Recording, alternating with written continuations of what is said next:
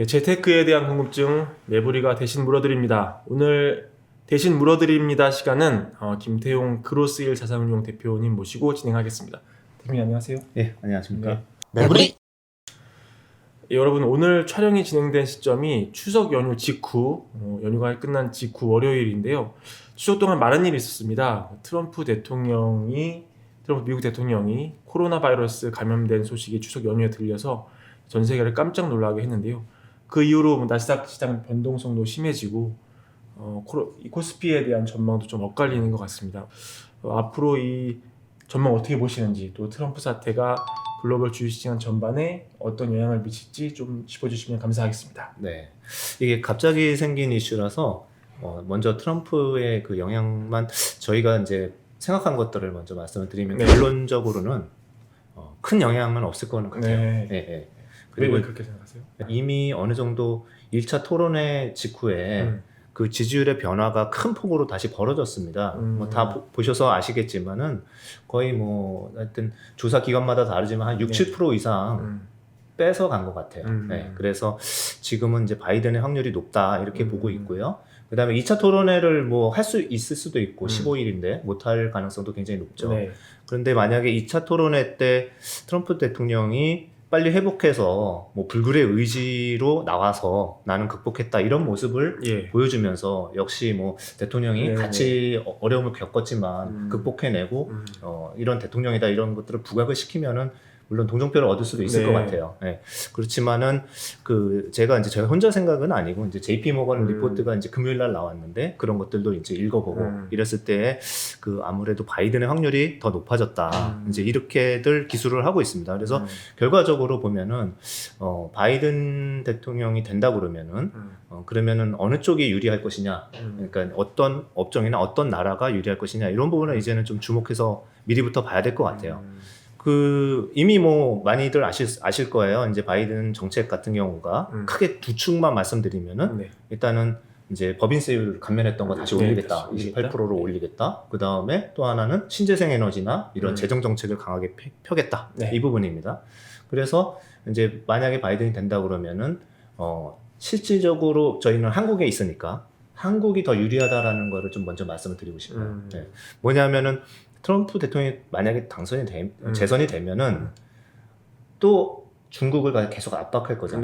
네, 그런 부분 때문에 중국을 계속 압박한다는 거는 한국에 있어서도 중국에 대한 비중이 높기 때문에 좀 어려움이 같이 있을 거예요. 근데 바이든이 된다 그러면은 그런 부분은 일단 없어지겠죠. 그래서 이머징 마켓 자체가 바이든이 되는 게 낫습니다.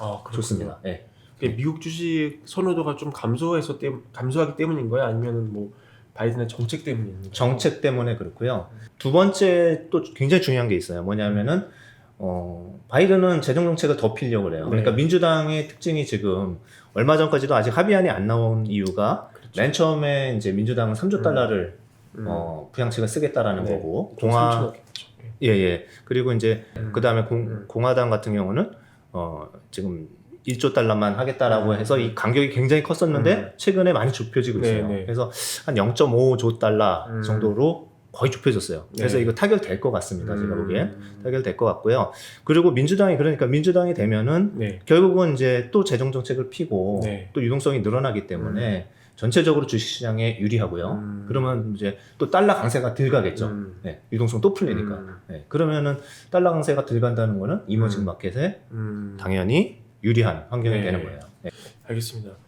벌써 추석이 지나서 이렇게 날씨가 쌀쌀해진 그런 기운이 완연한데요. 이제 올해를 마무리할 시점이 다가온 것 같습니다. 벌써 10월이니까요.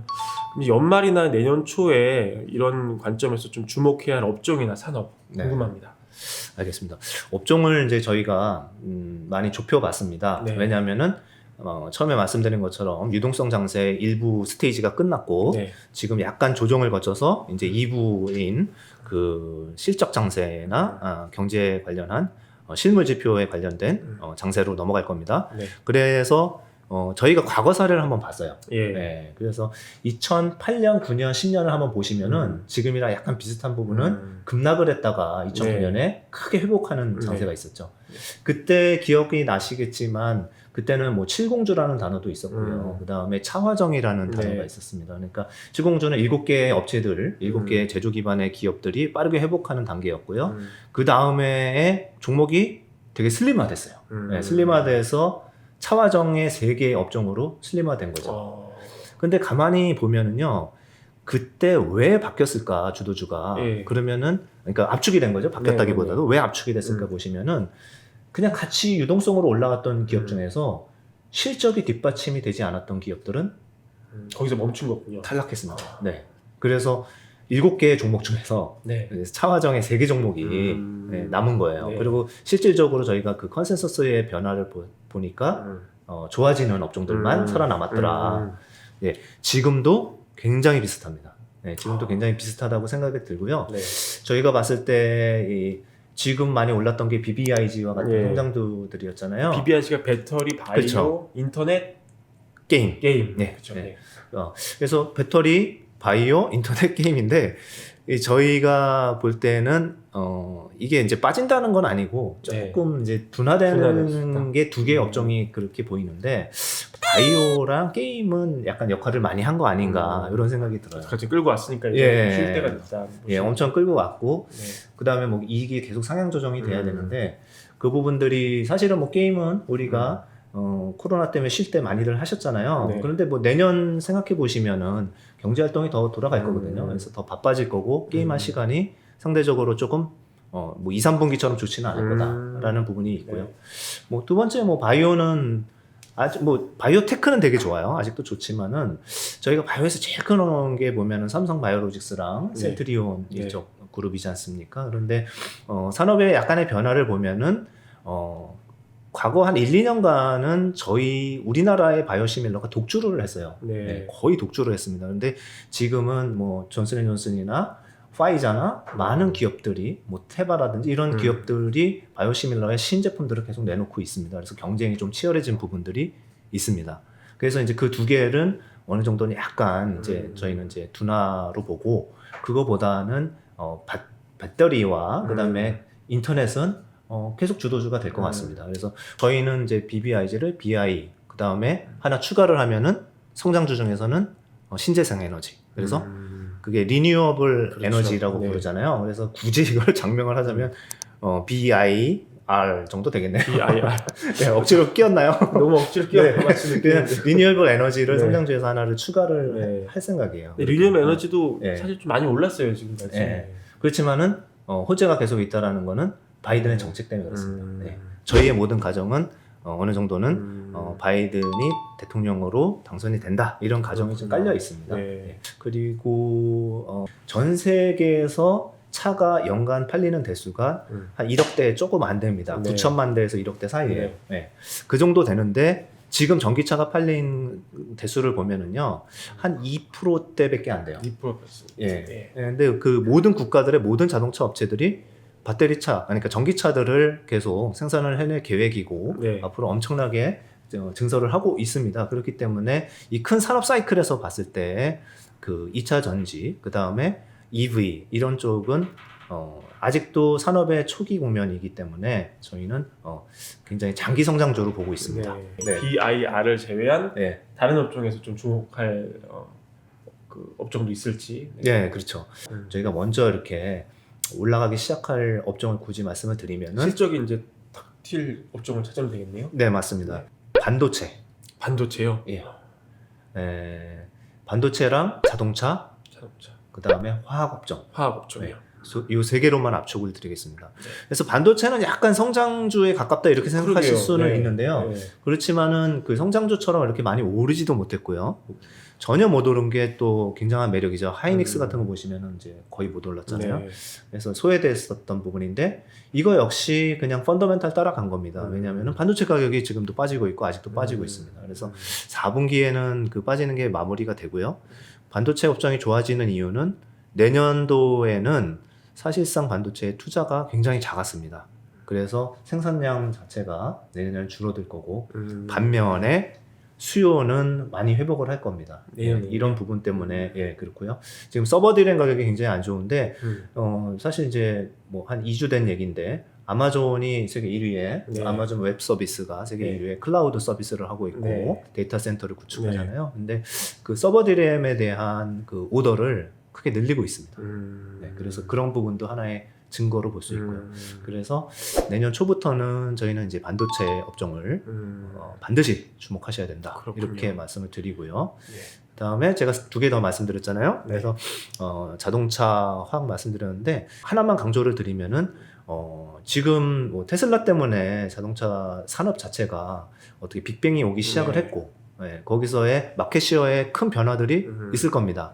그때의 순서를 보면은요, 폭스바겐, 도요타, 뭐 GM, 포드 다 합쳐가지고 사실상 그 자율주행과 그다음에 전기차에 제일 잘 준비가 된 자동차 그룹이 놀랍게도 현대차, 기아차와 그다음에 폭스바겐입니다. 진짜요? 예, 현대 기아차가 네, 그렇게 준비를 많이 했습니까? 예, 자율주행에 관련한 기술들도 현대 기아차가 거의 테슬라 다음 정도로 몰라요. 평가를 받고 있어요. 그리고 배터리 뭐 체용량당 얼만큼 갈 수 있는지 마일리지 이런 부분들도 테슬라 바로 다음입니다. 와. 네, 그래서 연초 이후로는 뭐 4위라고 그러는데 최근에는 한 2위 정도 하고 있어요. 네, 그래서 그렇군요. 예, 지금 현대차, 기아차가 전기차를 올해 11만 대, 내년에 22만 대 이렇게 늘어나거든요. 예. 물론 이제 테슬라는 올해 50만 대, 뭐 2년 뒤에 뭐 100만 대에서 이제 3년 뒤에 300만 대 이렇게 올라갑니다. 그래서 전체적으로 가장 패스트 팔로우가 이제 현대차 그룹이다 이렇게 보시면 될 것 같습니다. 결국은 이게 다 이제 그 우리 코스피 지수에 영향을 많이 미치는 종목들이잖아요. 그렇죠. 그렇다면 지금 이제 코스피가 2,400 좀 미친데 지금보다 훨씬 더 오를 여력이 있다고 보시고 있다고 보면 되겠네요. 네, 그렇습니다. 그 근거는 뭐 여러 가지가 있지만 두 가지 포인트만 요약을 하면은 일단은 유동성이 끝나지가 않아요. 네, 그래서 그 지금 3조 달러 풀었던 게 제가 이제 다른 데서도 말씀을 몇 번 드렸지만 M2라는 총통화, 미국의 총통화에 거의 20%가 늘어난 거예요. 네, 이 3조 달러 때문에. 그리고 어쨌든 이번 연말 전에 그 상하원 간에 협의가 될 겁니다. 그러면은 한 1조 5천억 달러 정도에서 만날 것 같아요. 네. 그 정도에서 되면은 사실적으로 뭐 거의 30% 가까운 그 유동성이 풀리는 거고요. 그리고 유동성이 풀린 효과가 조금씩 나오고 있긴 한데 아직도 그 유동성이라는 건 돈을 줬는데 그걸 써야지 이게 경기에 그 미치는 영향이 있잖아요. 그렇죠. 그런데 소비가 아직도 그 정도로 이루어지지는 않고 있어요. 근데 생각해 보시면은 한국 같은 경우는 뭐 경제 활동이 너무 이제 활발하게 되고 있지만 미국이나 이런 쪽에서는 아직까지도 뭐 여행 수요라든지 레스토랑이라든지 뭐 야구장을 가는 이런 레저 서비스 이런 쪽들이 많이 죽어 있죠. 네. 그리고 잘 아시다시피 미국 GDP에 차지하는 비중이 서비스업이 70%나 됩니다. 네, 그렇기 때문에 다시 유동성이 돌기 시작하는 게 아직 남아있고 또 플러스 아까 말씀드린 1조 5천억 달러의 추가 유동성이 또 남아있고 이런 부분들을 다 확인을 하신다 그러면은 지금 주식을 왜 파시냐 이거죠. 그때 파시면 되지 않습니까? 지금 실업률도 7.9%에다가 경기가 아직은 회복 또는 이제 뭐 어떻게 보면은 유동성이 충분히 돌지 않는 상황에서 파실 필요는 전혀 없고요. 7.9%가 한국입니까? 아니요, 미국이죠. 네, 예. 실업률. 네. 그래서 오히려 그때 하시면 되죠. 그러니까 뭐 유동성 충분히 풀렸고 경제 지표도 어느 정도는 회복이 됐다. 이때 분명히 지금보다 높은 레벨에서 하실 수 있는 기회가 네. 충분히 있습니다. 네. 그리고 두 번째, 그러니까 두 가지 말씀드린다고 네. 했으니까 두 번째 같은 경우는 방금 말씀하신 부분이에요. 그러니까 한국이 업종이 좀 유리한 쪽으로 왔어요. 그러니까 아까도 말씀드린 게 저만의 의견이 아니라 JP 모건에서도 그렇게 얘기를 했거든요. 네. 만약에 뭐 바이든이 된다 그러면은 이머징 마켓이 유리할 거다 이렇게 얘기를 했었고 중국의 위안화가 강세로 갈 거다 이렇게 얘기를 했습니다.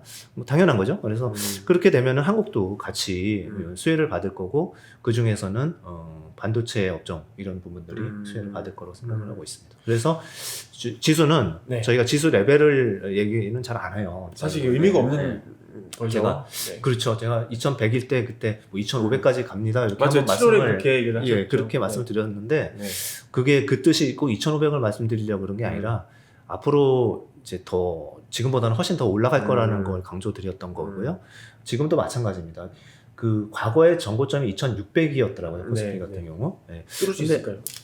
저희는 뚫을 수 있다고, 뚫을 수 있다고 예, 생각하십니까? 생각합니다. 예. 내년 상반기 중에 뚫을 수 있다고 어. 생각합니다. 네.